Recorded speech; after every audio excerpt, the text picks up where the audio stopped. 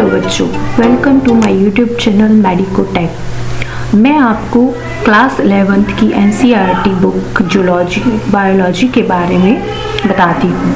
इसमें क्या होता है, हमारे पास इसमें बायोलॉजी के अंदर जूलॉजी और बॉटनी के चैप्टर्स होते हैं, उनको भी डिवाइड किया गया है।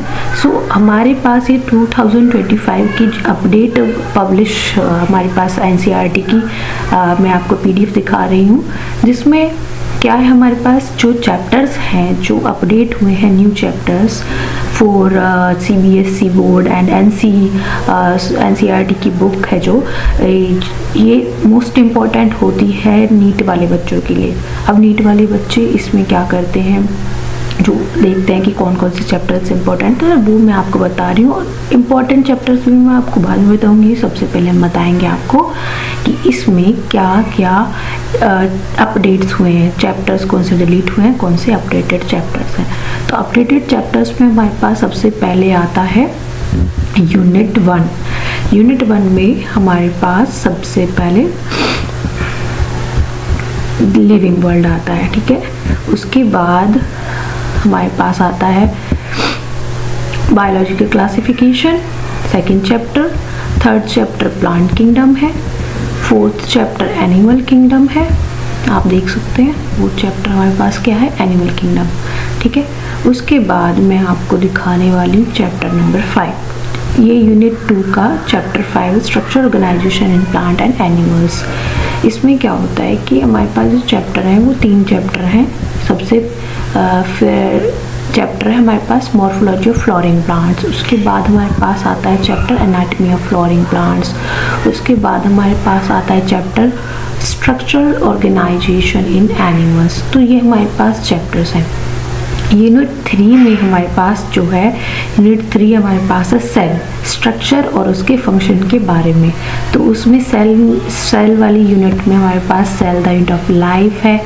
उसके बाद हमारे पास बायोमोलिक्यूल्स है। उसके बाद हमारे पास cell cycle and cell division है, ठीक है। नेक्स्ट मैं आपको बताने वाली हूँ अब यूनिट 4 में हमारे पास आता प्लांट फिजियोलॉजी। प्लांट फिजियोलॉजी में हम सबसे पहले पढ़ेंगे चैप्टर 11। इसमें आता है फोटोसिंथेसिस इन हायर प्लांट्स। उसके बाद हमारे पास आता है चैप्टर 12, इसमें आता है हमारे पास रेस्पिरेशन इन प्लांट्स। उसके बाद चैप्टर 13 आता है, जिसमें आता है हमारे पास प्लांट ग्रोथ एंड डेवलपमेंट। उसके बाद हम पढ़ते हैं ह्यूमन फिजियोलॉजी। ये हमारे पास यूनिट 5 है। ह्यूमन फिजियोलॉजी में हम क्या पढ़ेंगे, ये हमारे पास इसमें टोटल चैप्टर है 1 2 3 4 5 6 चैप्टर्स हैं। इसमें ब्रीथिंग, एक्सचेंज ऑफ गैसेस, इसमें से डाइजेशन वाला जो चैप्टर है वो कर चुका है, और breathing and exchange of gas है। उसके बाद बॉडी फ्लूइड एंड सर्कुलेशन है। उसके बाद excretory product and there elimination. उसके बाद लोकोमोशन एंड मूवमेंट है। उसके बाद न्यूरल कंट्रोल एंड कोऑर्डिनेशन है। उसके बाद केमिकल कोऑर्डिनेशन है एंड इंटीग्रेशन है। सो आप ये सब देख सकते हैं कि हमारे पास ये जितना भी यूनिट 5 है, ओके तो जितना भी ये यूनिट 5 है और यूनिट 4 जितना भी है, ये हमारे पास टोटल चैप्टर्स हैं, ठीक है। टोटल चैप्टर्स इसमें 19 है। तो मैं आपको सबको अपनी स्टार्टिंग से एनसीईआरटी लाइन वाइज लाइन आपको समझाऊंगी। हर एक जितने भी क्वेरीज है आपकी, आप कमेंट में पूछ सकते हैं। और सबसे पहले हम चैप्टर पढ़ेंगे cell cycle and cell division.